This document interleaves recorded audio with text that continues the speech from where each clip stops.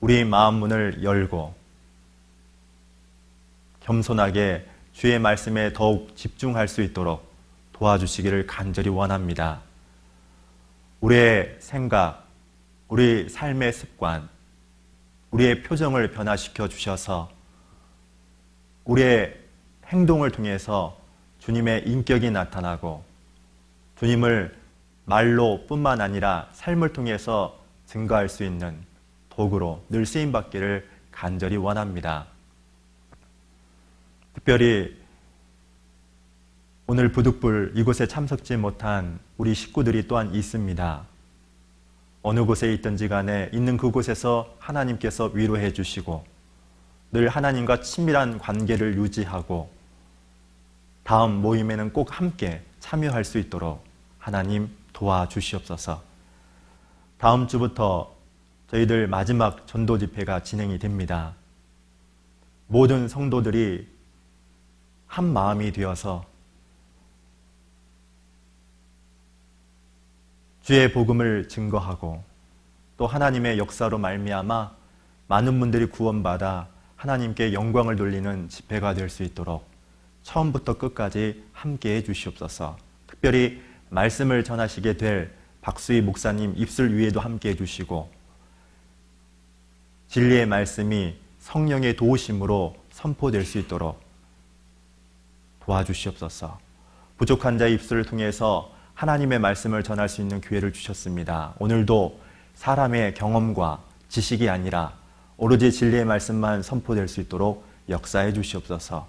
모든 것을 주 성령님께 의지하면서 저희를 사랑하시는 예수님 이름으로 감사하며 기도드렸습니다. 아멘. 네, 다 같이 아가서를 잠깐 봅니다.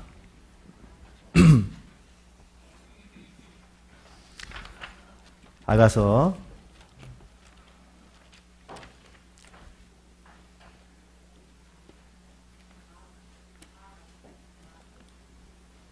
'아가'입니다. 아가. 알죠? 애기가 아니라 아가. 구약성경 961쪽인데요. 구약성경 961쪽 아가서 4장 12절부터입니다.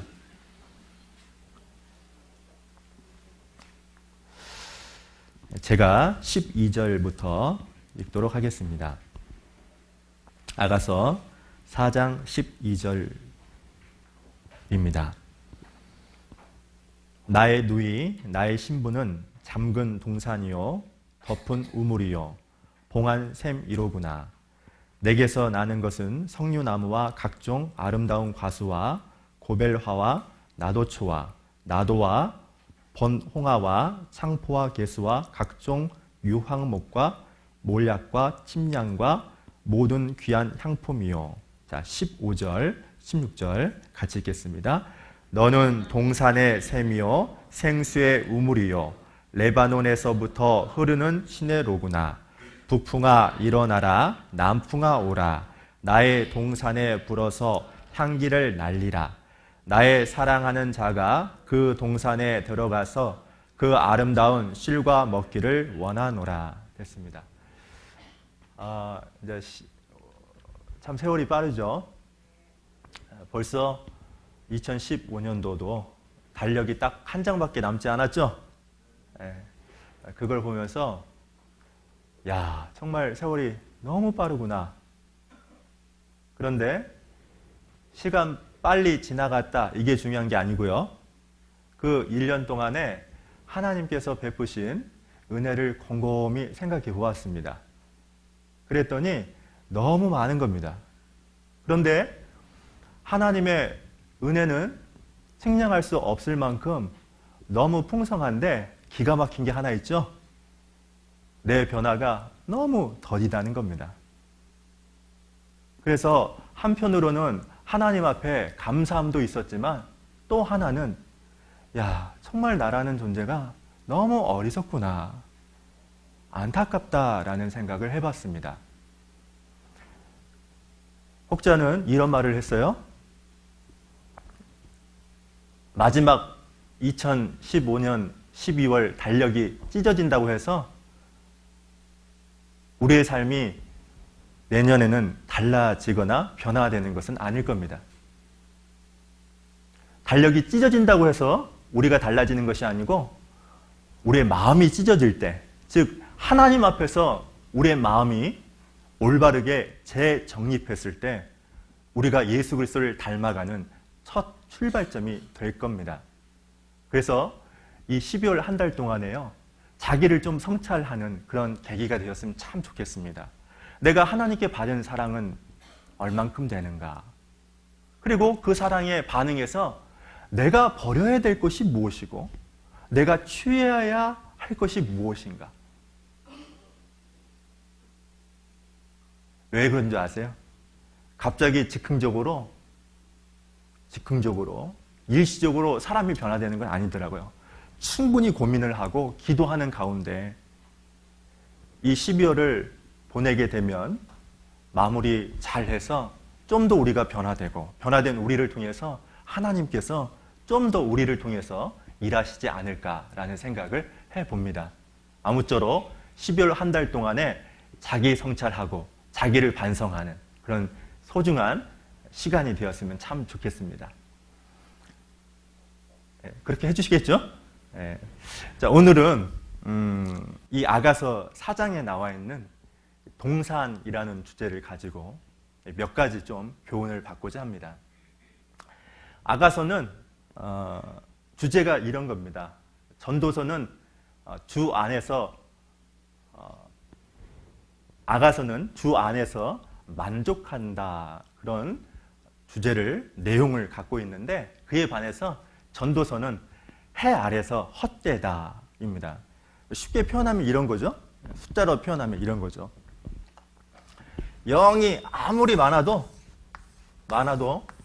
일이 없으면 이 0 필요 있습니까? 아무 의미가 없죠. 그런 것처럼 전도서의 핵심 주제는 뭐냐면 해 아래에서 모든 것이 헛되다입니다. 주 밖에 사는 모든 삶 자체가 헛되다, 공허하다가 전도서의 주제라고 한다면 그 다음 아가서 내용은 무엇이냐면 주 안에서 모든 삶은 뭐다? 충만하다, 만족하다입니다. 그래서 주 안에서 기쁨, 충만함, 만족을 배우고 싶다면 아가서를 읽어 묵상하게 되면 더 그 하나님 안에 거한다는 것이 얼마나 큰 기쁨이라는 것을 배우게 됩니다. 오늘은 특별히 이 아가서에 나와 있는 내용 중에 이 동산이라는 주제를 가지고요, 한 몇 가지 교훈을 받고자 하는데, 성경에 보면은 이방인들, 구원받지 못한 사람들도 동산이라고 이야기를 하고 구원받은 사람들도 동산이라고 이야기를 합니다. 세상에서 동산이 참 많죠. 풍성한 동산도 있고 황폐한 동산도 있는데, 아무튼 간에 사람을 동산이라고 표현했는데 구원받지 못한 이방인들과 성도, 구원받은 그리스도인들을 어떻게 표현했냐면, 이방인들, 구원받지 못한 사람들은 세상에 아무 곳이나 들어올 수 있는 열린 동산이죠. 그래서 세상에 좋은 것들, 나쁜 것들 다 받아들이는 동산이 바로 이방인, 구원받지 못한 사람입니다. 그에 반해서 구원받은 성도들은 어떠냐면 세상에 아무 곳이나 들어오지 못하는, 뭐죠? 잠긴 동산입니다. 오로지 이 동산에 누구만 출입할 수 있냐면 주님만 출입할 수 있고 울타리가 쳐진, 보호받는 동산입니다. 그런데 하나님 측면에 있어서는 구원받지 못한 이방 사람들은 잠긴 동산이죠. 성경 로마서 1장 28절 말씀에 있는 것처럼 저희가 마음에 하나님 두기를 좋아한다고요? 싫어합니다. 그래서 말씀을 듣자라고 하면 네, 열심히 말씀 들겠습니다라고 하는 분이 별로 없죠. 입이 붙었습니다, 지금.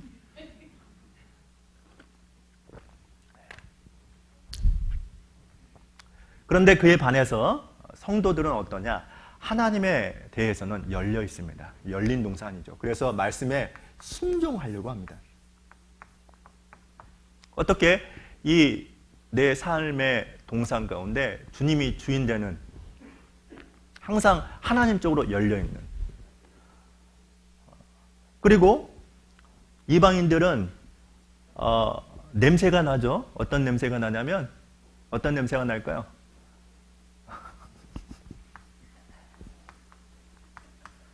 온통 세상적인 것만, 육신적인 것만 드러내는 냄새나는 동산입니다. 그에 반해서 그리스도인들은 향기 나는 동산이죠. 그래서 그들과 함께 하다 보면 그리스도라는 것을 알게 됩니다. 그래서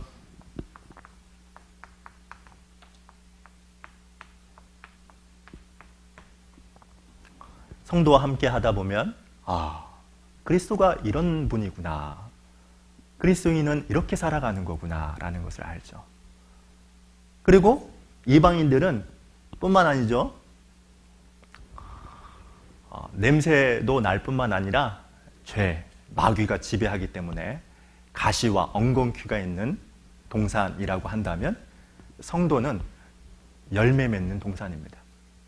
그래서 그리스도의 인격이 입술을 통해서 나타나고 삶을 통해서 나타나죠. 그래서 이방인들, 구원받지 못한 사람들도 동산이라고 한다면 구원받은 성도가 세상에 대해서는 잠긴 동산이고 하나님 쪽으로는 열린 동산이고 향기 나는 동산, 열매 맺는 동산입니다. 그런데 우리의 삶을 통해서 향기가 나고 열매를 맺어야 되는데 그것을 맡는 존재가 하나 있습니다. 아가서 2장을 잠깐 보죠. 아가서 2장을 보시면요, 2장 16절입니다. 2장 16절, 15절 먼저 읽어보죠. 시작. 우리를 위하여 여우 곧 포도원을 허는 작은 여우를 잡으라. 우리의 포도원에 꽃이 피었음이니라. 그랬죠?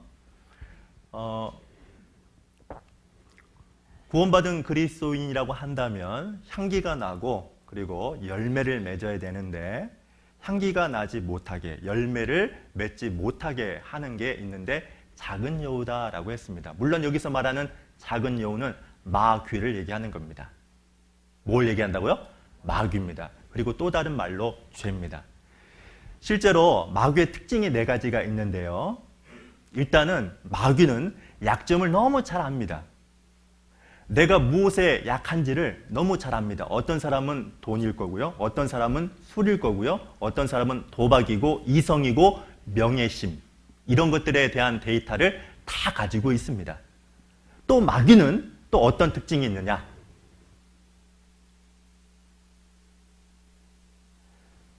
유혹하기에 가장 적절할 때를 잘합니다. 때를 잘한다는 거죠. 그래서 예수님이 40일 금식한 이후에 마귀가 나타나서 유혹했죠. 그리고 다윗을 유혹하는데 언제 다윗을 유혹했냐? 한숨 푹 자고 일어났을 때, 그때 이 마귀가 다윗을 유혹합니다. 이스라엘 백성들을 유혹했는데 언제 유혹했느냐? 여리고성을 무너뜨린 이후에 승리의 쾌제를 부르고 있을 때, 그때 또 마귀가 유혹을 합니다. 그래서 마귀는 약점을 잘 아는 것뿐만 아니라 심지어는 우리가 얼마나 유혹에 넘어지는 그 때를 적절하게 잘 알고 있습니다. 그런데 또 이 마귀는 내가 마귀다 이렇게 나타난 게 아니죠. 마태복음 4장에 보시면은 예수님이 이렇게 시험하는 장면이 나오잖아요. 근데 그 장면을 영화로 만든 것을 제가 본 적이 있어요. 예수님 시험하는 것을 영화로 만들었거든요. 근데 마귀가 어떻게 나타나냐? 내가 마귀다 이렇게 나타나는 게 아니라 미스 코리아로 나타나더라고요. 아름다운 여인이 딱 나타나서 네가 이 돌을 떡덩이가 되게 하면 그렇게 얘기하더라고요. 그래서 성경 고린도후서 10장에 보면 그런 말씀이 있죠. 마귀는 광명의 천사로 가정한다 그랬죠. 그래서 변장에 능숙하다는 겁니다. 그래서 그리스도인들이 잘 몰라요. 민감하게 반응하지 않으면 이게 시험인지 유혹인지 이걸 잘 모릅니다. 그리고 또 마귀의 하나 또 다른 특징이 있어요. 이게 무엇이냐면 조금씩 무너지게 한다는 겁니다. 뭐라고요? 조금씩 무너지게 한다는 겁니다. 그래서 작은 여우인 겁니다. 제가 우리 그 사무실에 그 커피 찌꺼기가 있는데요. 어느 날 이 커피 찌꺼기를 뚜껑을 그냥 얼어놨거든요. 냄새 때문에 냄새를 통해서 좀 이 향이 좀 나라고, 커피 향기가 나라고 했는데 어느 날 그걸 딱 보는데 흰 것이 막 그 커피 찌꺼기에 막 묻어 있는 거예요. 처음에는 뭔가 그냥 곰팡이인 줄 알았어요. 알고 자세히 봤더니 무엇이냐면 구더기예요. 구더기가 수천 마리가요. 거기서 기생을 하고 있더라고. 깜짝 놀랐어요. 그러니까 파리 한 마리가 딱 들어왔는데 그 파리가 거기에다가 알을 깐 거예요. 근데 여러분 알아야 될 것은 무엇이냐면 마귀가 그렇습니다. 여러분 그리스도인들은요 큰 죄가 올 때는요 경계를 놓치지 않습니다. 이건 큰 죄다. 그런데 작은 죄는 쉽게 용납을 합니다. 마귀는요 처음부터 사자나 호랑이처럼 크게 나타나는 게 아니라 작은 여우로 나타나요. 그래서 내 신앙의 동산을 망가뜨립니다. 향기가 나지 못하게, 열매를 맺지 못하게 하는 겁니다. 몇 년 전에 우리나라에서 인공위성을 쐈죠. 나로 들어보셨죠? 그런데 이 나로 인공위성을 쏟고 나서 몇 초 만에 무너진 줄 아세요? 137초 만에 폭발을 했습니다. 약 1,000억 원이 들어갔는데. 근데 분석을 해봤죠? 과학자들이 성공할 거라고 이렇게 이거 완전히 성공한다. 그랬는데 137초 만에 1,000억짜리가 한순간에 사라졌거든요. 그리고 그 원인을 딱 분석해 보니까 1단계와 2단계 사이에 연결하는 볼트 하나가 알고 봤더니 뭐예요? 불량품인 거예요. 러시아제. 그래서 한순간에 그 불량품 볼트 하나로 인해서 수년 동안 공들였던 그 인공위성이 그냥 137초 만에 폭발해버렸습니다. 여러분, 우리의 신앙도 마찬가지입니다. 큰 걸 통해서 갑자기 망해지는 것이 아니라 작은 거 하나를 통해서 서서히 망가집니다. 자, 성경 신명기를 여기 일단 잡아놓고요. 신명기 7장을 잠깐 봅니다. 7장 26절을 봅니다.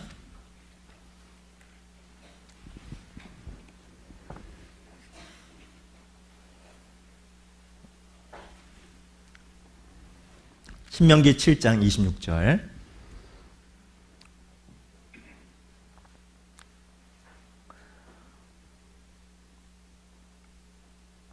제가 읽어보겠습니다. 너는 가증한 것을 내 집에 들이지 말라. 신명기 7장 26절 274쪽입니다. 구약성경. 너는 가증한 것을 내 집에 들이지 말라. 너도 그와 같이 진멸당할 것이 될까 하노라. 같이 읽겠습니다. 너는 그것을 극히 꺼리며 심히 미워하라. 그것은 진멸당할 것임이니라. 여기 보시면 극히 꺼리며 심히 미워하라. 극히 꺼리며 심히 미워하라 그랬죠. 그게 뭡니까? 죄입니다. 작은 여우입니다. 여러분, 다윗이 골리앗에 의해서 무너진 게 아니었죠.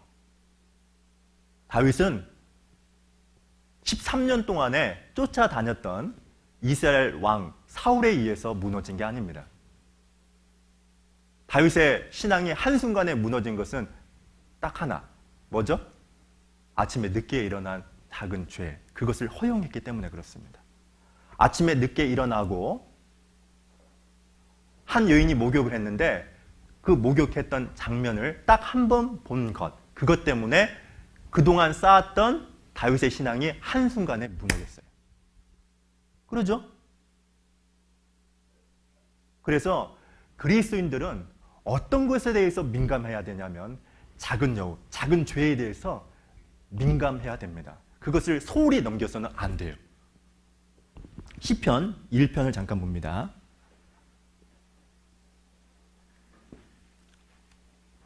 시편 1편을 보시면요. 시편 1편 여기도 한번 같이 읽어보겠습니다. 시작.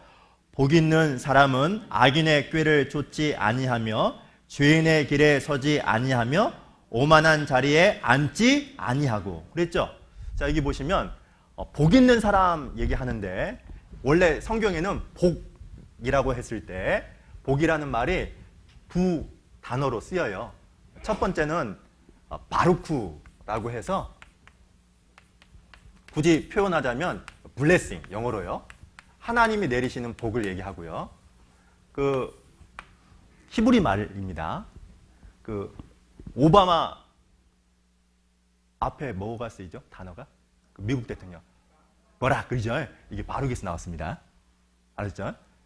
버락, 오바마라는 말은 바루크라는 이 복에서 나왔어요. 하나님의 축복, 그런 뜻입니다. 그래서 유태인들은 이 바루크라는 말을 많이 써요. 본문에서 말하는 이 복이라는 말은 바루크를 의미하는 게 아니에요. 아슈레입니다. 히브리 말로. 이 내용은 무슨 뜻이냐면 be happy예요. be happy가 뭐죠? 행복해라, 그런 뜻입니다. 이미 주어진 복이 있는데 그 복을 누려라 라는 말이 아슈레예요. 근데 복 있는 사람이 하나님이 주신 그 복을 누리기 위해서 첫 번째 필요한 것은 무엇이냐? 나와 있죠. 아니하며 아니하며 아니하고. 그래서 작은 여우에 대해서 단호하게 no, 안 된다. 이것이 복을 누리는 첫 번째 사람에게 필요한 거죠. 그런데 우리 그리스도인들이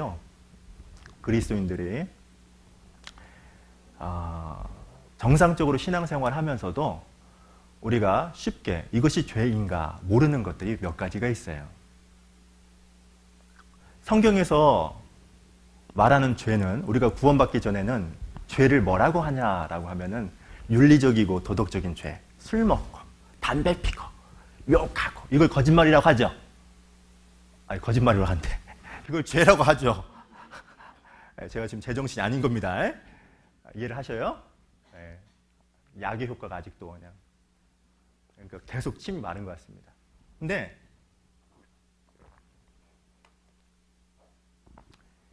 그리스도인들에게 죄는 성경을 통해서 보면 딱 두 가지입니다. 일단 첫 번째는 무엇이냐면 선임에도 불구하고 행치 않는 게 죄죠.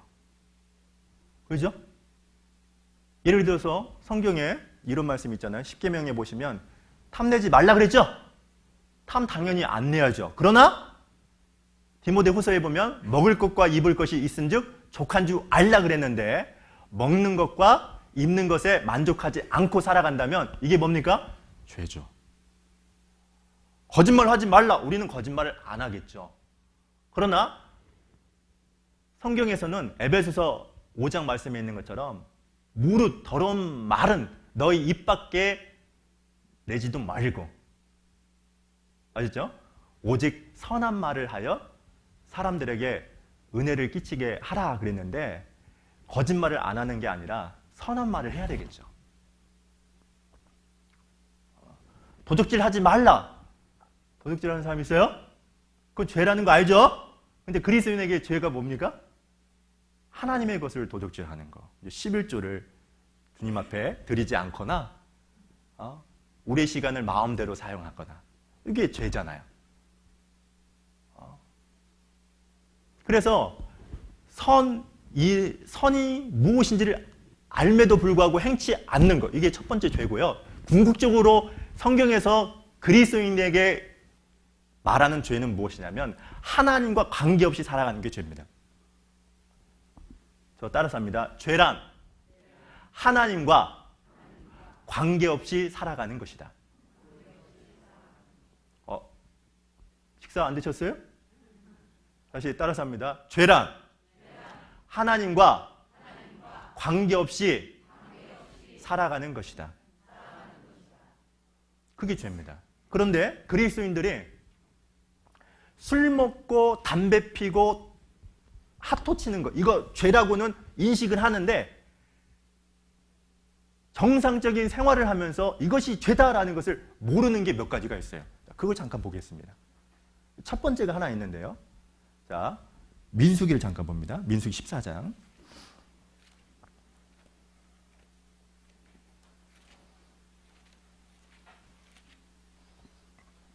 민수기 14장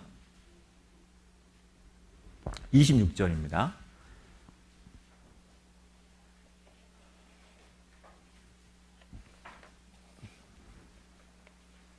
민수기 14장 26절 제가 읽겠습니다. 여호와께서 모세와 아론에게 일러 가라사대 나는 원망하는 이 악한 회중을 내가 어느 때까지 참으랴. 이스라엘 자손이 나를 향하여 원망하는 바 그 원망하는 말을 내가 들었노라. 자, 28절을 같이 읽겠습니다. 그들에게 이르기를 여호와의 말씀에 나의 삶을 가리켜 맹세하노라. 너희 말이 내 귀에 들린 대로 내가 너희에게 행하리니. 자, 여기 보시면 너희 말이 내 귀에 들린 대로, 여기 동그라미 한번 쳐보세요. 너희 말이 내 귀에 들린 대로 내가 하나님이 너희에게 행하리라. 여기도 동그라미 한번 쳐보세요. 자, 이게 무슨 얘기냐면 이런 거죠. 이스라엘 백성들이 하나님 앞에 요구를 했죠. 가나안 땅을 점탐하도록 요구를 합니다. 그래서 가데스 바네아라는 곳에서 40일 동안에 12명의 점탐꾼을 보내서 실제로 하나님이 약속하신 그 가나안 땅을 점탐을 하고 돌아왔어요. 근데 정말로 적과 꿀이 흐르는 땅이 맞았어요. 그런데 10명의 점탐꾼들이 뭐라고 얘기했냐면 적과 꿀이 흐르는 땅인 것은 맞지만 그곳에 보니까 아낙 자손들, 거인이 살고 있고 또 그 성을 보니까 크고 견고하더라. 10명의 점탐꾼들이 얘기했죠. 그 말을 들은 이스라엘 백성들 전부가 어땠냐? 그 말을 듣자마자 모세와 아론을 원망합니다.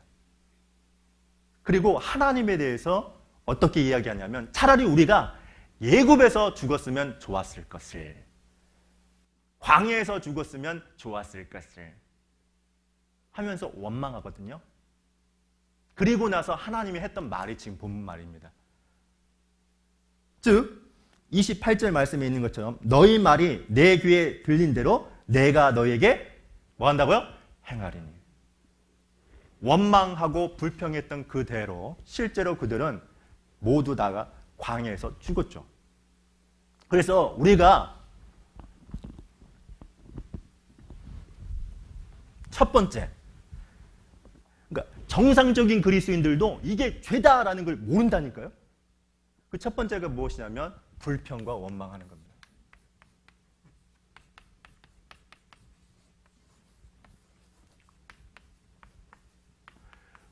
고린도전서 10장에 보시면 이스라엘 백성들이 하나님 앞에서 징계받은 죄 4가지가 언급되어 있습니다. 첫 번째가 무엇이냐면 우상숭배했던 것. 두 번째가 무엇입니까? 주님을 시험했던 것. 세 번째가 뭐였죠? 간음했던 것. 네 번째가 뭡니까? 원망이었습니다. 뭐라고요? 원망입니다. 원망은 죄입니다. 불평하는 것은 죄입니다. 왜 불평하고 원망하는 게 죄죠? 불신에서 나왔기 때문에 그래요. 하나님과 관계없이 살아가는 삶 자체가 죄라고 그랬죠? 그죠? 불신에서 나왔기 때문에 이게 죄인 거예요.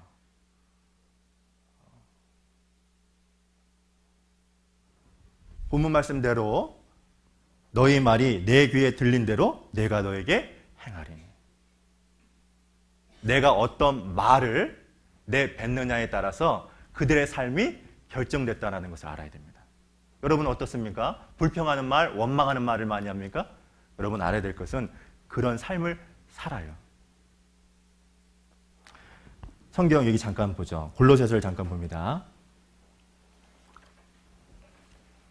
골로새서 4장을 잠깐 보시겠습니다.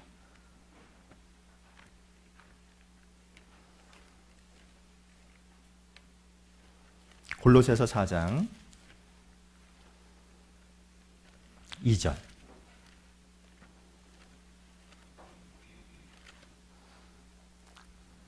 같이 한번 읽어볼까요? 시작.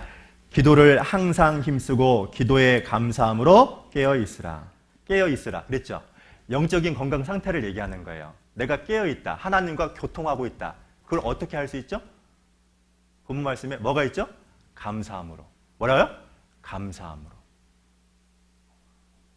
감사는 신앙에서 나온 거고 불평과 원망은 불신에서 나왔다는 것을 기억해야 돼요. 그래서 죄인 거예요. 그래서 죄인 거예요. 여러분,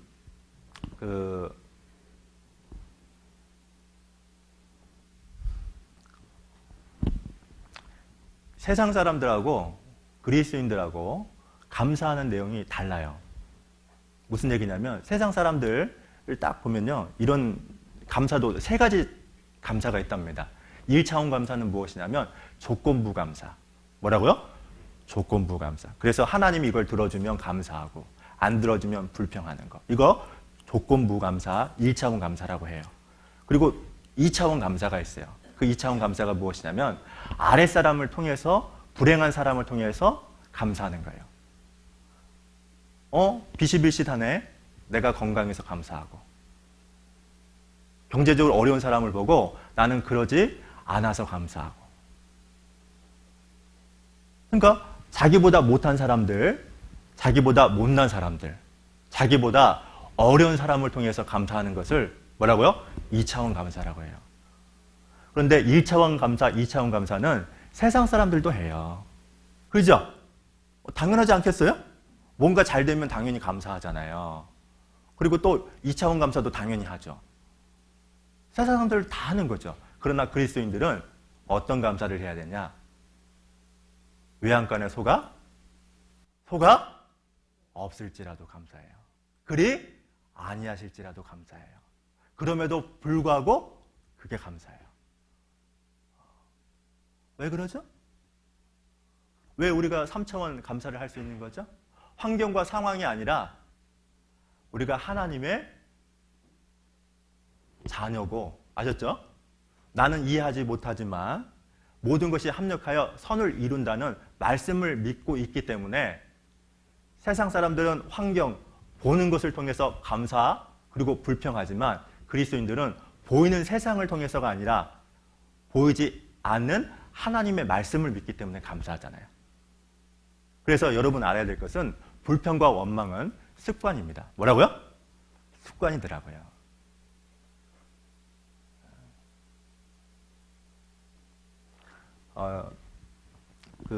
미국의 국무부 장관이었던 최초의 흑인 사람이 있어요. 그 사람이 콜린 파월이라는 사람이에요. 들어보셨죠? 한 번도 몰라요? 우리 전도 집회 때 이렇게 유대인이 지배한다 해가지고 나온 분 있어요? 그냥 넘어갑시다. 뭐 그 사람 기억하지 못해도 되는데, 근데 이제 그 사람이 사실 국무부 장관이 될 수 없었대요.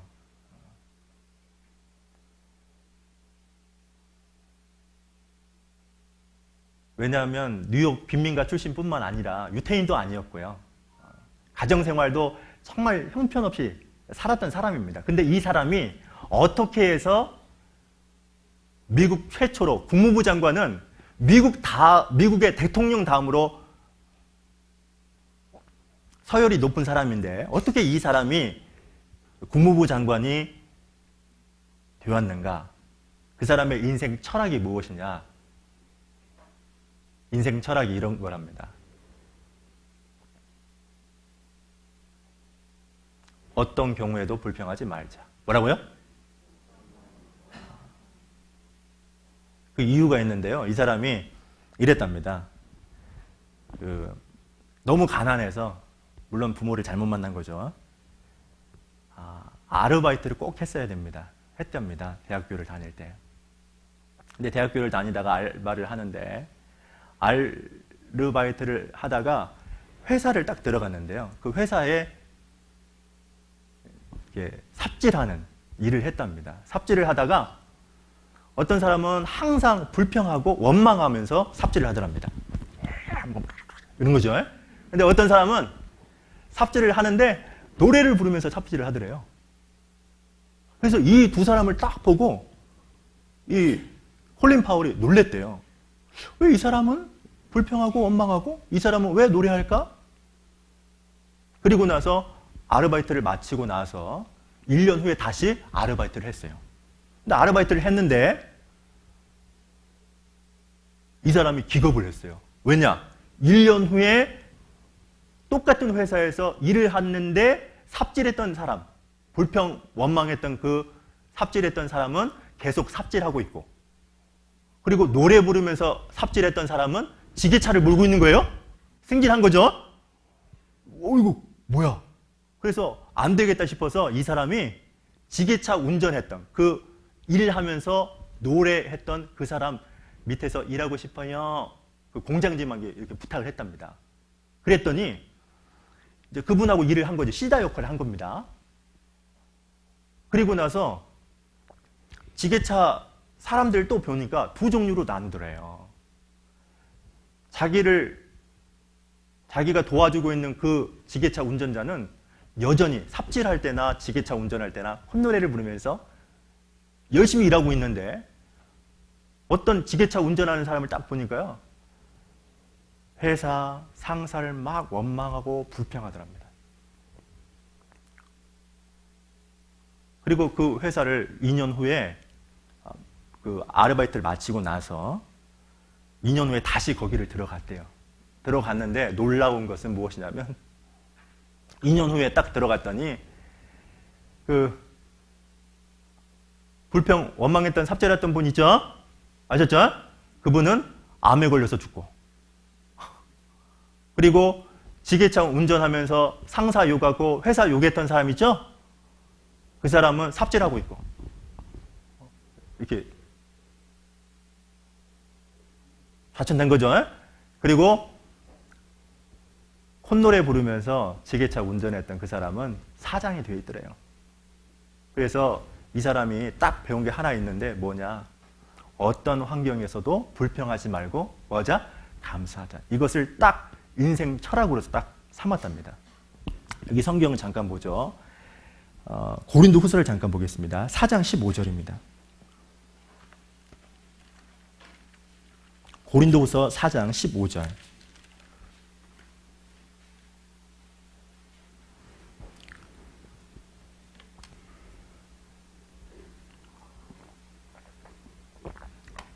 (4장 15절)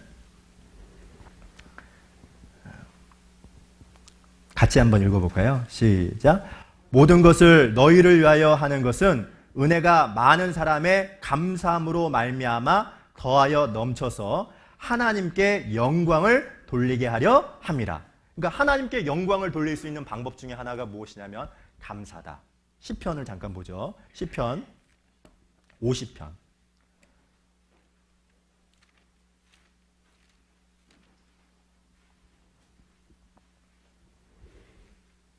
(50편)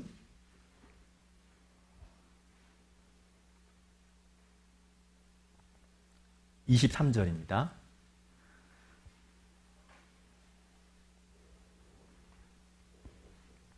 같이 큰 목소리로 한번 읽어보겠습니다. 시작.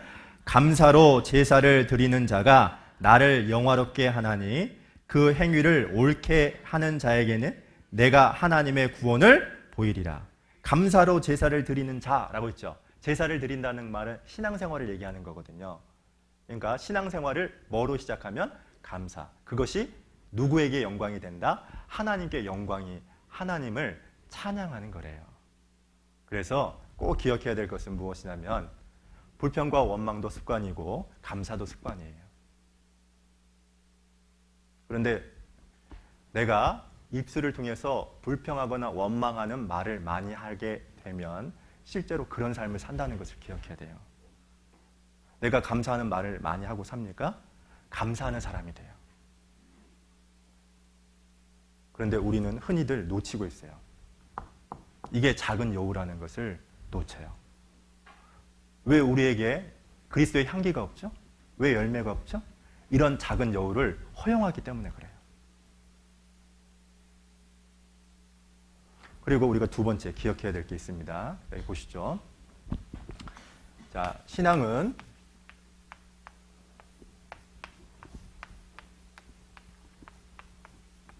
이게 하나됨이라는 뜻이거든요. 그로스라는 말은 성장입니다. 즉 하나됨이 있을 때 정상적인 성장을 할 수 있다는 말이죠. 그래서 가정에서도 마찬가지죠. 부부가 하나가 되면 자녀들도 정상적으로 성장하죠. 당연한 거죠. 교회도 마찬가지예요. 교회도 주님 안에서 하나가 딱 되면 형제 자매들도 정상적으로 자라요. 그런데 하나됨이 가정에서 깨어지고 분쟁과 다툼이 일어나면 자녀들이 어떨까요? 비정상적으로 자라요. 교회도 마찬가지죠. 교회도 그 하나됨이 깨어지게 되면 하나님에 대한 시각 자체가, 교회에 대한 인식 자체가 올바르지 못한 상태에서 비정상적으로 그 교회 안에 있는 성도들이 배우게 돼요. 자, 그런데 야고보서를 잠깐 봐요. 야고보서 4장을 보시면요.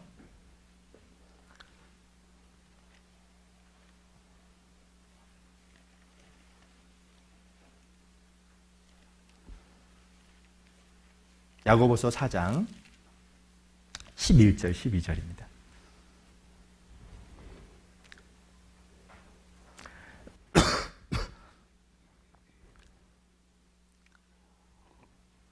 제가 읽어볼게요. 11절. 형제들아, 피차에 비방하지 말라. 형제를 비방하는 자나 형제를 판단하는 자는 곧 율법을 비방하고 율법을 판단하는 것이라. 내가 만일 율법을 판단하면 율법의 준행자가 아니요 재판자로다. 12절을 같이 읽겠습니다. 입법자와 재판자는 오직 하나이시니 능히 구원하기도 하시며 멸하기도 하시느니라. 너는 누구간데 이웃을, 두 번째, 그렇죠? 무서운 거죠. 근데 이걸 인식을 못하죠. 사실 제가 왜 이런 얘기를 하냐면 제가 그랬기 때문에 그래요. 그러니까 신앙생활을 하다 보면 어느 순간에 성경적인 지식을 알거든요. 그리고 나서 어느 정도 배우게 되면 저것밖에 못해? 그리고 나서 사람을 판단하더랍니다. 누가? 제가 그러더라고요. 그런데 문제는 저만 판단하면 괜찮은데 그것을 어떻게 얘기냐? 이 비방이라는 말은 무슨 뜻이냐면 남을 흠집내다 그런 뜻이에요. 남의 평판을 깎아내린다 그런 뜻입니다. 지금 이 본문은 이런 거죠. 형제나 자매를 비방하거나 판단하지 말라 그랬죠. 말라 그랬죠. 판단하실 분은 누구밖에 없다는 거예요? 하나님 한 분밖에 없다는 거예요. 그러면 내가 형제나 자매를 판단한다, 비방한다는 말은 자기를 누구처럼 여기는 겁니까? 하나님이라고 생각하는 거죠. 엄청 큰 교만이죠. 그죠? 우리는 사실 판단할 수 있는 자격이 없어요. 왜 그러죠?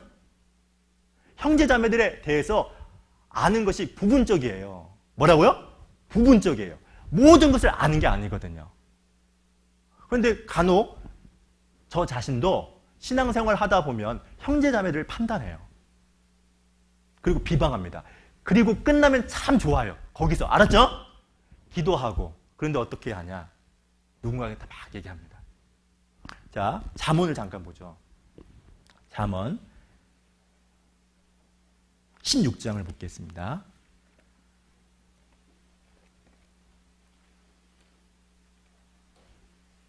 16장 28절.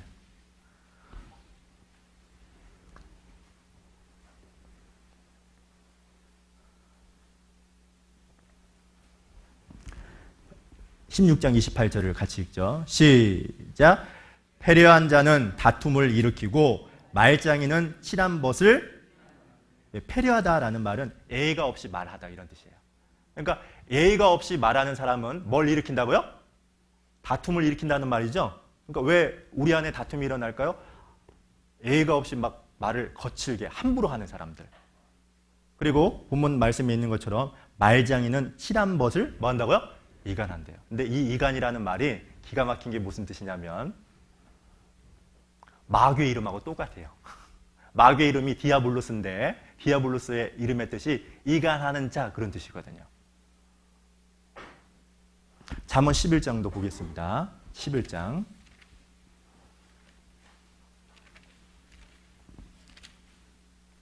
(11장) 13절이에요.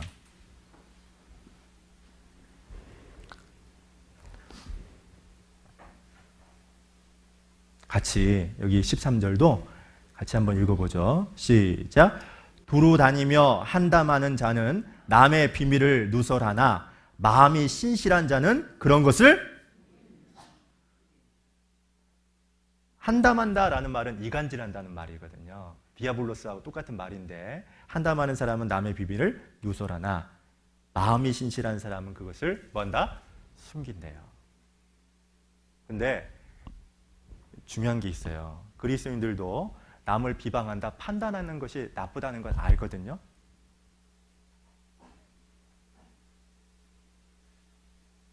그런데 안타까운 것은 무엇이냐면 그것을 들춰내서 누군가에게 계속 얘기를 한다. 그래서 이간을 시킵니다. 근데 그것이 작은 여우라는 것을 모를 때가 있어요. 제가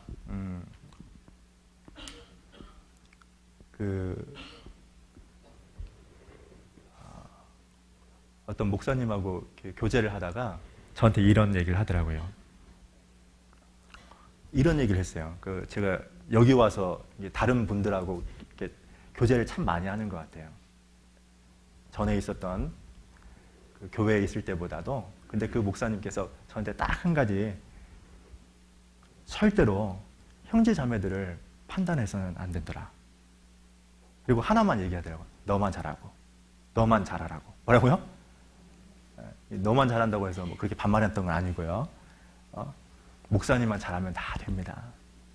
모든 것은 목사님에게 있습니다.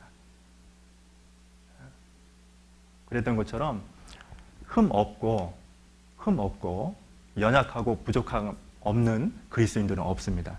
그렇죠? 왜 그러죠? 교회는 완벽한 사람들의 모임이 아니라 환자들의 모임이죠? 그렇죠? 우리는 다 부족하잖아요. 부족하기 때문에 교회가 필요한 거고 말씀이 필요한 거고 교제가 필요한 거잖아요. 그래서 제일 무서운 것 중에 하나가 무엇이냐면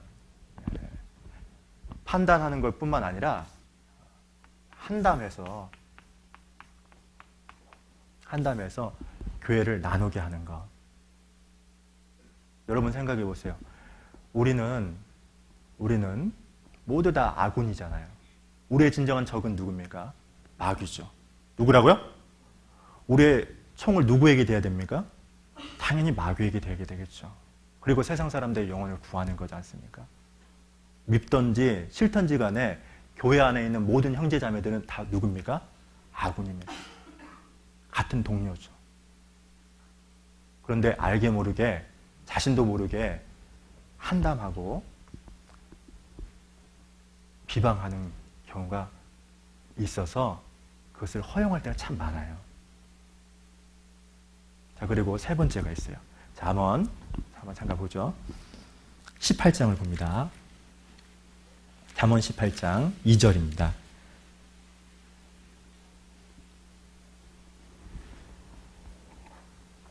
잠언 18장 2절 여기 한번 같이 읽어보죠. 시작. 미련한 자는 명철을 기뻐하지 아니하고 자기의 의사를 드러내기만. 여기 보세요. 미련한 사람의 특징이 있죠. 일단 명철을 기뻐하지 않죠. 그죠? 그리고 두 번째는 뭐죠? 자기의 의사를 드러내기만입니다. 만, 알았죠? 그래서 우리 안에 가장 무서운 작은 여우 중에 하나가 무엇이냐면 자기만 생각하는 거예요. 이기죠, 이거죠. 여러분 보세요. 여기 그 후포 앞바다에 보면 새 많죠. 어떤 새가 많죠? 갈매기 겁나게 많죠. 그죠? 엄청 크더라고요. 막 이따만 하더라고.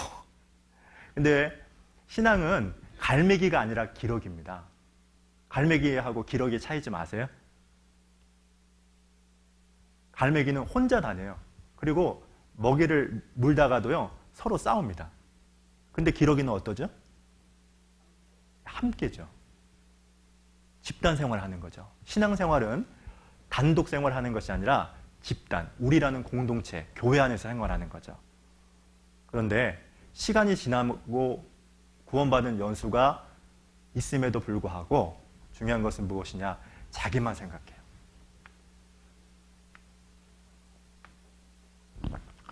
그래서 성경에 이런 말씀이 있어요. 고린도 전서 잠깐 봐요. 10장 24절. 10장 24절입니다. 고린도 전서 10장 24절.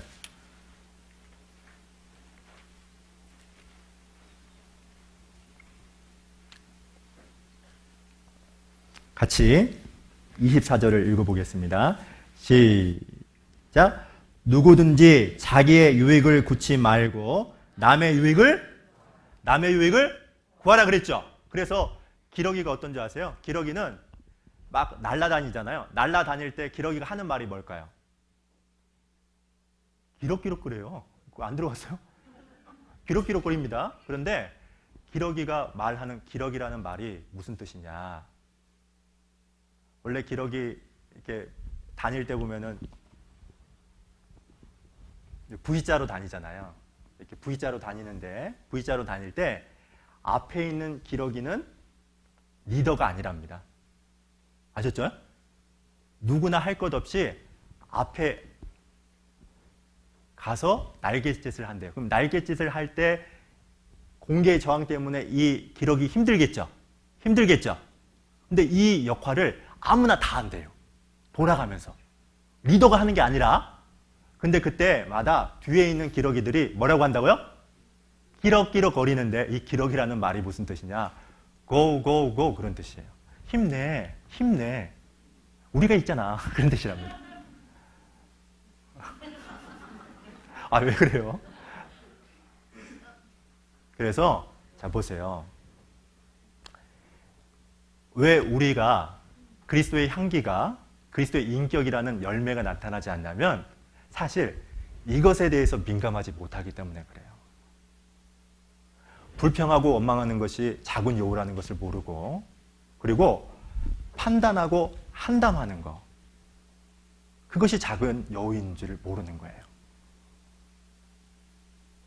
기가 막힌 것은 자기만 생각하는 것도 하나님 앞에서 합당치 못한 작은 요구라는 걸 모르기 때문에 시간이 지나고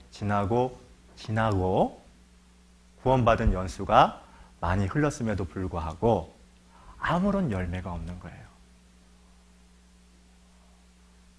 여러분, 구원받은 그리스도인은 동산이라고 그랬죠. 그래서 동산인 그리스도의 삶 가운데 열매와 향기, 그리스도의 향기가 나타나기 위해서 필요한 것 한 4가지 정도만 얘기할게요. 먼저 성경 잠깐 보죠. 아가서 아까 본문 가보시죠.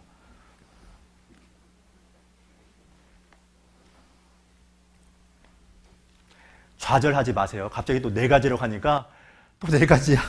이렇게 생각하지 마세요. 5장 1절입니다.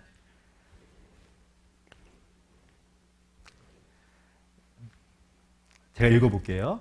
나의 누이, 나의 신부야. 이건 술람미 여인한테 이야기를 하는 겁니다. 내가 내 동산에 들어와서 나의 몰약과 향재료를 거두고 나의 꿀송이와 꿀을 먹고 내 포도주와 내 젖을 마셨으니 나의 친구들아 먹으라.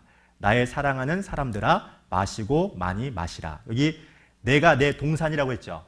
술람미의 동산을 솔로몬이 뭐라고 했냐? 내 동산이다. 이렇게 얘기한 겁니다. 아셨죠? 그래서 여러분 꼭 알아야 될 것은 내 인생의 동상 가운데 열매와 향기가 나타나기 위해서는 첫 번째 꼭 기억해야 될 게 있어요. 주님을 주인 삼아야 돼요. 뭐라고요? 주님을 주인 삼아야 돼요. 주님이 내 삶의 주인이다.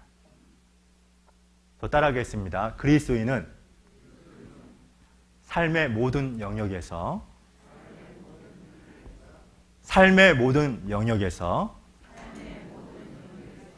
예수님이 주인이라는 것을 드러내는 존재다. 그리스도인은 삶의 모든 영역에서 예수님이 주인이라는 사실을 드러내는 존재다. 잠언에 이런 말씀이 있어요. 범사의 그를 인정하라. 그리하면 내 길을 지도하시리라 그랬죠. 그래서 우리의 인생 가운데 늘 꼭 기억해야 될 게 있어요. 주님과 의논하고 주님께 묻고. 왜? 주님이 내 삶의 주인이니까. 여기 갈라디아서를 보세요. 신앙생활이 한마디로 뭔가 이렇게 얘기하는데 갈라디아서 2장 20절입니다. 갈라디아서 2장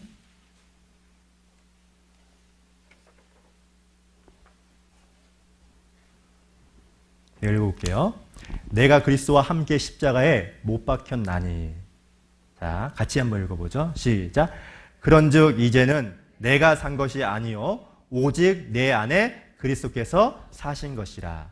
이제 내가 육체 가운데 사는 것은 나를 사랑하사 나를 위하여 자기 몸을 버리신 하나님의 아들을 믿는 믿음 안에서 사는 것이라. 여기 보시면요. 자, 보세요. 믿음 생활이라는 게 뭐냐, 신앙 생활이라는 게 뭐냐면 한마디로 얘기하면 이제는 내가 산 것이 아니요 오직 뭐라고요? 내 안에 그리스도께서 사신 것이다. 이 그리스도께서 산다는 말은 내 삶의 주인이 누구다? 예수 그리스도다. 그런 뜻이에요. 신앙 생활을 한마디로 표현하면 무엇이냐면 내 삶의 주인이 예수님이다. 예수님이다. 이런 뜻입니다. 어떤 목사님께서 설교를 했대요. 그런데 형제자매들이 너무 감동이 되어서 눈물도 흘리고 그랬대요. 근데 갑자기 어떤 사모님이 이불을 싹 싸들고 오더래요. 강대상으로 올라오더래요. 그러니까 형제자매들이 사모님 지금 뭐 하는 거예요? 목사님도 깜짝 놀고. 그랬더니 이 사모님이 하던 말이 이러더래요.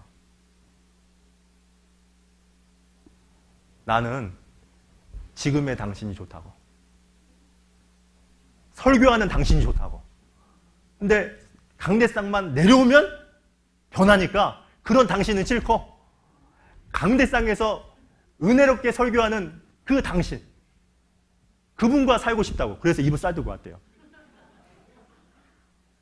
제가 왜 이 얘기를 하냐면 안타까운 것은 무엇이냐면 삶의 모든 영역이라고 했죠. 그죠? 교회에서는 주님이 주인인 것처럼 생각해요. 내 삶의 주인이 정말 예수님이다. 이렇게 활동한다가 직장이나 가정 가면 지 마음대로 해요. 정말로 예수님이 내 삶의 주인이다. 관계없이 살아요. 그게 신앙생활입니까? 그래서 그리스도인은 다시 따라서 합니다. 그리스도인은 삶의 모든 영역에서 예수님이 주인이라는 것을 드러내는 존재다. 그래서 첫 번째 우리가 꼭 기억해야 될 것은 무엇이냐면 예수님이 내 삶의 뭐다? 주인이다. 그래서 항상 예수님에게 어떤 일이 있을 때, 사건이 있을 때 묻는 연습을 해야 돼요. 예수님 어떻게 하면 좋을까요? 예수님이라면 어떻게 할까요? 이게 첫 번째예요. 그리고 두 번째는 이사야를 잠깐 봅니다. 55장.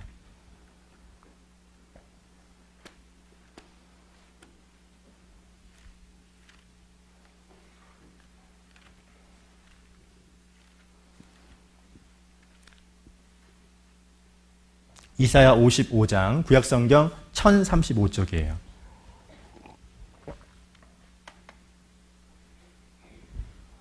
제가 읽어볼게요. 55장, 이사야 55장 10절. 비와 눈이 하늘에서 내려서는 다시 그리로 가지 않고 토지를 적시어서 싹이 나게 하며 열매가 맺게 하여 파종하는 자에게 종자를 주며 먹는 자에게 양식을 줌과 같이. 11절을 같이 읽죠. 시작. 내 입에서 나가는 말도 헛되이 내게로 돌아오지 아니하고 나의 뜻을 이루며 나의 명하여 보낸 일에 형통하리라. 지금 11절 말씀은 이런 거죠. 하나님이 말씀하시면 반드시 그 말씀을 하나님이 이루신다. 이런 뜻입니다. 하나님이 그 말씀이 한번 내뱉으면 그 말씀대로 역사하신다. 이런 뜻이거든요. 자, 그런데 자 보세요. 두 번째 우리가 꼭 기억해야 될 게 있어요. 내 마음의 동산에 말씀을 심어야 된다는 거예요. 뭘 심어야 된다? 말씀이에요. 근데 여러분, 제가 말씀을 들을 때도 과정이 있어요. 첫 번째는 꼭 어떤 생각을 갖고 말씀을 들어야 되냐면 들을 준비를 해야 돼요. 뭐라고요? 들을 준비를 해야 돼요. 들을 준비 없이 듣는 분들도 참 많더라고요. 그 들을 준비가 무엇입니까? 시편 잠깐 보세요. 너무 중요하기 때문에 찾는 겁니다. 시편 119편이에요. 그냥 주일이니까, 수요일이니까 내가 그냥 자리에 앉고 말씀 듣는 거, 이건 준비 없이 듣는 거예요. 시편 119편 34절. 큰 목소리로 한번 같이 읽어보죠. 시작. 나로 깨닫게 하소서. 내가 주의 법을 준행하며 전심으로, 이런 태도가 있어야 돼요. 나로 깨닫게 하소서. 나를 깨닫게 해주세요. 그리고 중요한 건 무엇이냐? 전심으로 지키겠습니다. 순종하겠습니다. 그러니까 제발 좀 깨닫게 해주세요. 무딘 마음을 열어주시고 제 삶이 변화될 수 있도록, 말씀에 순종할 수 있도록 도와주세요. 근데 안타까운 것은 무엇이냐면 들을 준비가 없어요. 아무 생각 없이 와요. 그리고 또 중요한 게 있어요. 가까이 들어야 된다는 거예요. 뭐라고요? 가까이 듣는다는 말은 무슨 뜻이냐면 집중해야 된다는 겁니다. 집중해서. 산만한 게 참 많잖아요. 어떤 분들은 제가 이런 분도 많이 봤어요. 인천교회에 있을 때 꼭 뒤에서 왔다 가시는 분이 있어요. 왔다 갔다 왔다 갔다. 그분이 뭐 하는지는 잘 개인적으로 모르겠어요. 근데 보면은 구원받은 지는 꽤 오래됐는데 항상 변하지 않는 모습, 원인이 뭘까? 아, 왔다 갔다 하는 거였구나. 놀라지 마세요. 갑자기 뭐 본인들이 중요한 것은 뭐냐? 집중해서 가까이 들어야 돼요. 그리고 또 충분히 들어야 돼요. 그리스도인들은 어떤 게 있냐면 말씀이 고갈되어 있으면 육신의 본능이 그냥 나와요. 그래서 말씀이 충분히 많이 들어야 된다는 말이죠. 그러면 그 말씀의 힘으로 살아갑니다.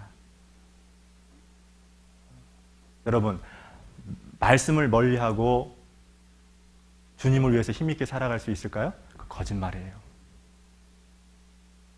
그래서 정상적으로 건강한 모습으로 살아가기 위해서는 말씀을 끊임없이 많이 듣고 보는 것이 필요하죠. 그리고 또 하나 더 중요한 게 있어요. 뭐라고요? 저장하라. 네, 따라서 합니다. 기억에 저장하라. 기억에 저장하라. 근데 우리는 저장을 안 해요.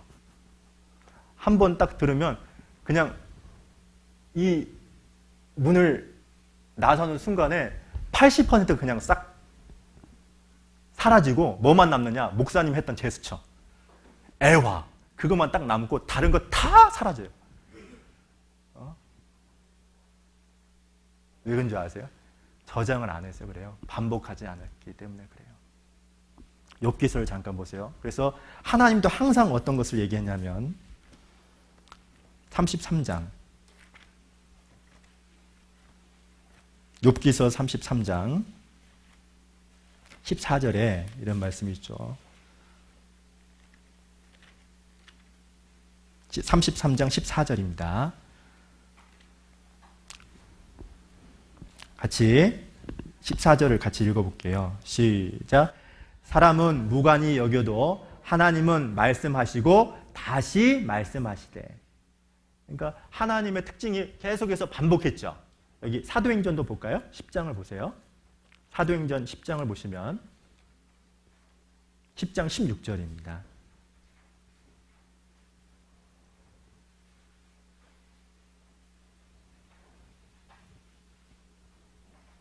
장 16절 같이 16절도 읽어보겠습니다. 시작. 이런 일이 3번 있은 후 그 그릇이 곧 하늘로 올리워. 자, 이 내용은 어떤 거냐면 베드로한테 부정한 짐승이 하늘에서 내려왔어요. 그리고 하나님의 음성이 들렸는데 이거 잡아먹어라 그랬죠. 근데 베드로가 나 못 잡아먹어요. 하나님은 잡아먹으라 그랬는데 본인은 뭐라고 했어요? 주여 그럴 수 없나이다. 그러니까 이 베드로가 가진 편견이 무엇이냐면 복음을 유대인에게만 전해야 된다는 그 편견을 깨기 위해서 하나님이 환상을 몇 번 보여줬어요? 3번. 몇 번이요? 3번. 반복해서 가르친 거예요. 그런 것처럼 그리스도인들도 반드시 말씀을 듣고 어떤 과정이 필요하냐면 반복해서 저장을 해야 돼요. 저장하라. 그런데 여기 보세요. 자,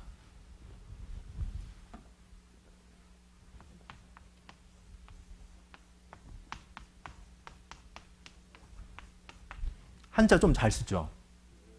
좀 괜찮게 쓰는가요? 좀 연습했습니다. 이거는 오늘 연습했습니다. 이게 무슨 뜻이죠? 학습이죠. 학이라는 것은 뭐죠? 배운다는 거죠. 습은 뭐죠? 익힐 습이죠. 그러니까 공부라는 것은 무엇이냐면 배운 후에 뭐하죠? 익히는 과정이 필요한 거예요. 저장하는 과정이 필요한 거죠. 그러니까 공부를 못하는 많은 학생들의 원인이 여러 가지가 있지만 배우는 것은 참 많아요. 그런데 뭘 안 해요? 익히는 걸 안 하는 거예요. 그리스도인들도 마찬가지죠. 왜 말씀이 풍부한데 많은 것을 듣고 배움에도 불구하고 변화가 더디죠? 이유는 딱 하나예요. 습이 안 돼 있는 거예요. 저장하는 연습이 안 돼 있는 거예요. 그것이 부족한 거예요. 그래서 말씀을 중요한 것은 들을 준비를 하고 가까이 집중해서 충분히 듣고 그리고 어떻게 하라고요? 저장하라. 내 마음의 동산에 말씀을 끊임없이 심도록 저장하라. 그리고 성경 잠깐 보죠. 하나. 요한계시록 잠깐 보죠. 요한계시록 3장입니다.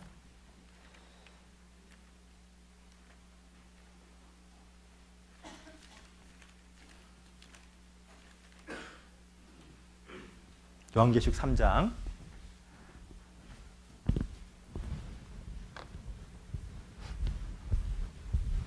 20절인데요. 이 말씀을 읽기 전에 제가 그 성지순례에 갔을 때 광야에서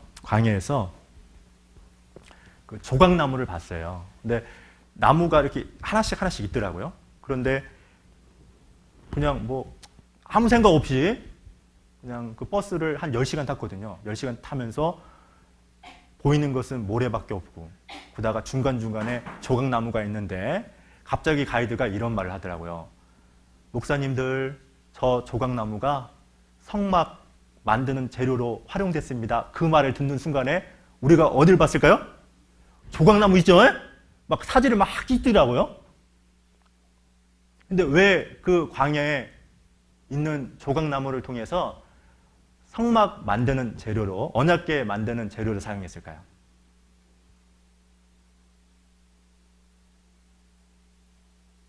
조각나무밖에 없어요. 다른 나무가 없어요. 알았죠? 다른 나무가 없어요.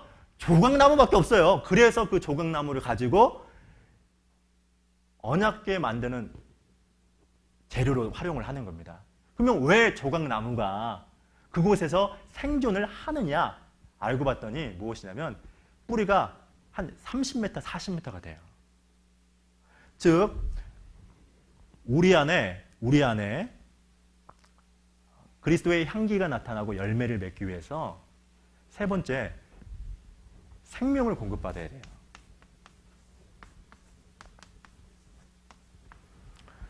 동산에 있는 실과가 자라기 위해서는 햇빛도 필요하고 빛도 필요하고 거름도 필요하죠. 그렇죠? 한마디로 말하면 그것을 생명이라고 얘기해요. 당연하지 않습니까? 예수님께서 요한복음 14장 6절에 이런 말씀을 했죠. 내가 곧 길이요, 진리요, 생명이다 그랬잖아요. 생명을 공급받기 위해서는 반드시 그리스도인들은 두 가지 교제를 해야 돼요. 하나는 뭐냐? 내적 교제. 그리고 또 하나는 무엇이냐면 외적 교제예요. 내적 교제라는 말은 주님과 개인적으로 친밀한 관계를 가져야 된다는 말이고, 외적 교제라는 말은 모험이 있는 곳마다 쫓아다녀야 된다는 말이에요. 그래서 공급을 받아요. 요한계시록 3장 20절이죠. 여기 자 20절을 제가 읽어볼게요. 볼지어다 내가 문 밖에 서서 두드리노니 누구든지 내 음성을 듣고 문을 열면, 같이 읽겠습니다. 내가 그에게로 들어가 그로 더불어 먹고 그는 나로 더불어 먹고 나는 그로 더불어 먹으리라 했죠. 친밀한 관계를 말하는 거예요. 이 본문 말씀에 라우디 교회를 향해서 얘기한 거거든요. 미지근했어요. 아무 변화가 없어요. 왜 그랬죠? 주님과의 교제가 단절됐기 때문에 그래요. 그래서 자 보세요. 생명을 공급받기 위해서는 개인적으로는 내적 교제가 있어야 되고 주님과 친밀한 관계, 즉 뭐가 필요합니까? 기도, 충분히 말씀을 묵상하는 것이 필요해요. 그리고 외적인 교제라고 했죠. 모임이 있는 곳마다 쫓아다녀야 돼요. 어떤 모임이 되든지 간에. 그런데 여러분 알아야 될 것은 무엇이냐면 반드시 핑계와 변명이 있을 겁니다. 어떤 분들은 이런 일이 있어요. 아, 오늘은 피곤하다. 아셨죠? 그런데 생명을 공급받기 위해는 피곤함에도 불구하고 가는 거예요. 왜? 주님이 계시니까. 주님이 계시니까. 어떤 모임이든지 쫓아다녀야 돼요.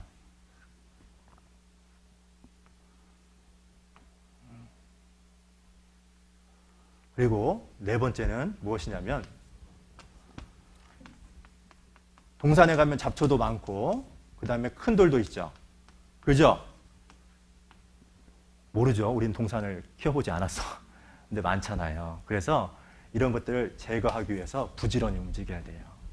그래서 사실은 우리 삶의 동산에 열매를 맺기 위해서는 네 가지가 필요하더라. 첫 번째는 예수님이 내 삶의 주인이다. 예수님이 주인이다. 삶의 모든 영역에서. 교회에서만 아닙니다. 알았죠? 강대성 위에서만이 아니라 어느 곳에 있든지 간에 항상 예수님이 내 삶의 주인이다. 그리고 두 번째는 말씀을 내 마음에 심기는 것. 그리고 세 번째는 예수님과 내적 교제와 외적 교제를 통해서 생명을 끊임없이 공급받는 것. 그리고 잡초와 큰 돌을 제거하는 부지런함. 이 네 가지가 내 삶의 동산에서 향기가 드러나고 그리고 열매를 맺을 수 있을 겁니다. 그런데 여러분 알아야 될 것은 다 끝나지 않았습니다. 한참 좋았죠? 우리가 맺어야 될 열매만 잠깐 얘기해 볼게요. 그리스도인들이 맺어야 될 열매는 딱 두 가지예요. 하나는 인격이죠. 그리스도의 인격을 말해요. 그래서 성경은 뭐라고 얘기하냐면 두 가지를 언급하는데 하나는 성령의 9가지 열매를 얘기해요. 성령의 열매. 근데 이 성령의 열매를 보면, 분석하면 갈라디아서에 써져 있는데 이렇게 분석할 수 있어요. 첫 번째, 사랑. 그 다음에 두 번째가 뭐죠? 그 다음 뭐죠? 희락. 그 다음에 뭐죠? 화평이죠. 그 다음에 두 번째는 오래 참음. 제가 몰라서 여러분한테 지금 묻는 게 아닙니다. 아셨죠? 알고 있어도 묻는 거예요. 자비. 그 다음에 양선이에요. 그리고 세 번째가 무엇이냐면 충성, 온유, 절제예요. 제가 왜 이렇게 분석했냐면 이유가 있어요. 이 첫 번째는 하나님과 관련된 거예요. 누구와 관련되어 있다고요? 하나님. 그리고 두 번째는 이웃과 관련되어 있는 거예요. 그리고 세 번째는 자기 자신과 관련되어 있는 거예요. 즉, 이 말은 우리 안에 9가지의 성령의 열매가 맺혀야 되는데, 이 성령의 열매 중에서 하나님과 관련된 거, 사랑, 희락, 화평이라고 했죠. 하나님을 정말로 사랑하고 하나님 자신을 즐거워하고, 그리고 하나님과 화평이 된다는 말이죠. 그리고 또 우리 안에 어떤 게 나타나냐? 이웃에 대해서 뭐가? 오래 참음이 첫 번째라는 걸 기억해야 돼요. 오래 참아야 된다는 거예요. 왜? 우리가 서로 간에 흠이 있기 때문에, 부족한 게 있기 때문에. 그리고 중요한 것은 자비라고 했죠. 불쌍히 여겨야 돼요. 그리고 양선은 뭐죠? 양선이 뭐죠? 선한 일을 하는 것을 말하는 거예요. 그리고 충성이라고 했죠. 하나님이 나에게 맡겨진 일에 충성하고, 온유는 뭐죠? 부드러운 걸 얘기하는 거예요. 아셨죠? 그리고 그 마지막에 뭐가 있습니까? 절제가 있죠. 그래서 이 성령의 9가지 제일 밑바닥에 절제가 있다라는 말은, 절제가 무너지면 이게 다 꽝이라는 거예요. 그래서 절제만큼 중요한 건 없어요. 삼가는 거. 이게 성령의 열매예요. 그리스도의 인격을 얘기하는 거죠.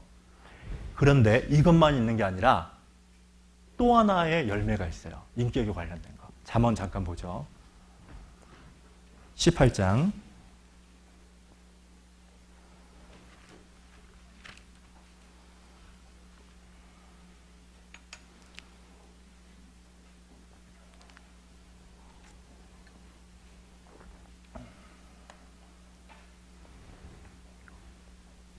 18장 21절이에요. 같이 읽어보겠습니다. 시작.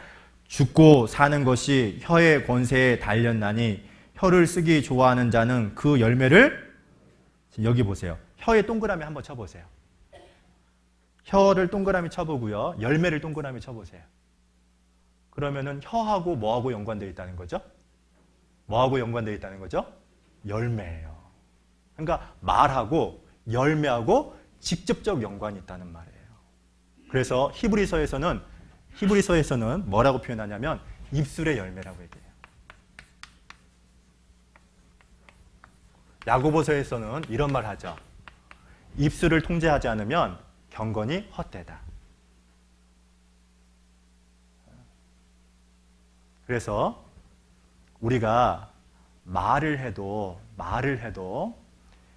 다른 사람에게 상처를 주고 아픔을 주고 분노를 일으키게 하는 가장 큰 이유가 하나 있어요. 말을 스스로 통제하지 못하는 거예요.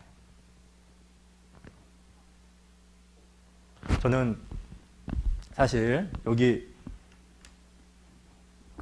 가끔 이제 시간이 되면 여기 이렇게 식사하잖아요.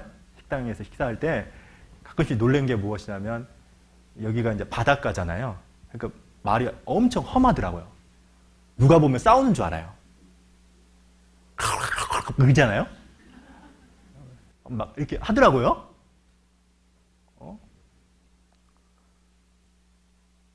그런데 세상 사람들은 그럴 수 있지만 그리스도인들은 정말로 말을 순화하고 깊이 좀 생각하는 연습을 했으면 좋겠어요. 여기 성경 보세요. 야고보서 먼저 잠깐 보겠습니다. 잠언을 보죠, 그냥요. 잠언 15장입니다. 잠언 15장 28절.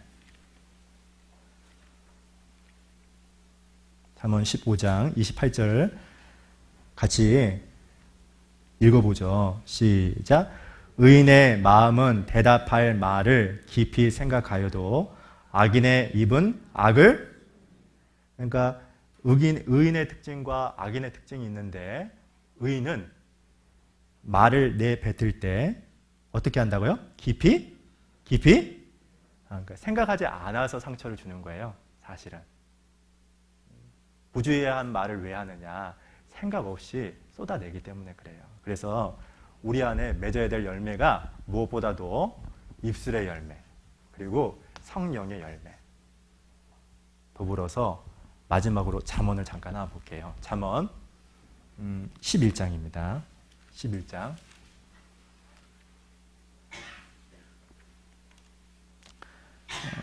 30절입니다. 같이 읽겠습니다. 시작. 의인의 열매는 생명나무라. 지혜로운 자는 사람을 얻느니라.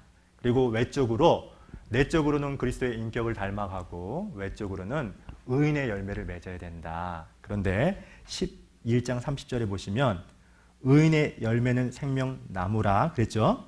근데 사람을 얻을 때 지혜로운 자 그렇게 했죠. 그죠? 그러니까 사람을 얻는데 필요한 게 뭐다? 지혜래요. 뭐가요? 지혜가 있어야 된대요. 그러니까 아무나 전도할 수 있는 건 아니고 반드시 지혜가 필요하대요. 근데 그 주의 중에서 첫 번째 꼭 기억해야 될 게 있어요. 전도는 언제 힘있게 할 수 있느냐? 인격이 뒷받침됐을 때예요. 이게 뒷받침이 돼야 돼요. 저 사람이 변했다라는 것을 첫 번째 알 수 있는 게 말이라는 거 아시죠? 말이 달라지면 저 사람 정말 변했구나. 그걸 첫 번째 알잖아요. 그죠? 잘 모르겠어요? 말이 순화가 돼서 이야기를 하다 보면 저 사람 뭔가 달랐는데 그게 알거든요. 실제 전도는 기억해야 되는 것은 우리의 인격을 바탕으로 해서 그런 삶을 살다가 실제로 내가 말을 할 때 다른 사람의 영혼을 주님 품으로 인도할 수 있는 거예요. 그게 지혜입니다. 그런데 안타까운 것은 이게 뒷받침 없이 평소 때 내 모습에 그리스도의 향기, 열매가 없이 그냥 말만 하기 때문에 그래서 많은 사람을 참 놓치는 경우가 참 많은 것 같아요. 말은 잘하네. 제일 안타까운 말이죠. 그래서 오늘은 동산을 통한 교훈이라는 주제를 가지고 몇 가지 교훈을 배웠습니다. 내일부터 집회죠? 그죠? 네, 드디어 영적인 마지막 전투가 드디어 펼쳐집니다.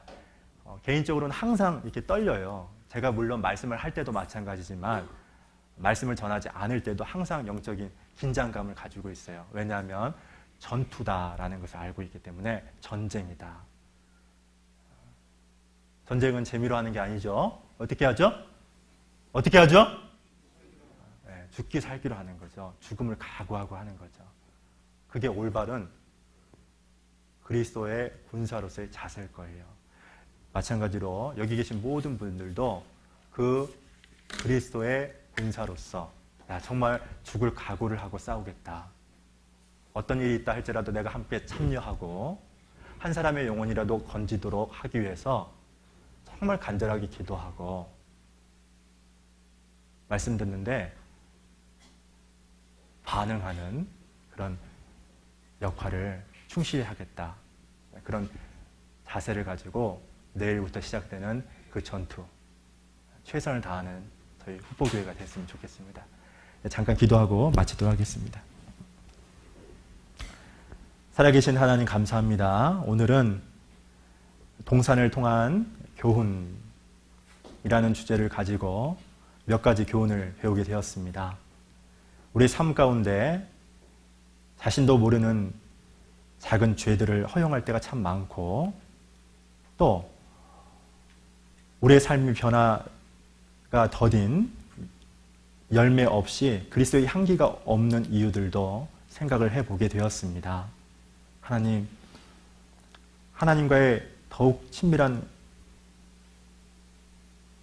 관계를 통해서 우리가 변화된 우리를 통해서 하나님께서 마음껏 일하실 수 있도록 저희들을 주님 앞에 내어드리기를 간절히 원합니다.